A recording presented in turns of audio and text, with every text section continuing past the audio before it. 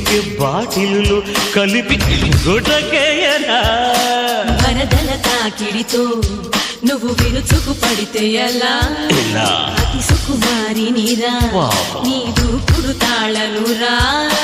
కాదని అవునని నన్ను ఆపతరమా సరసకురా అలాగే మనోహరా సరసుడని ఆహో మనోర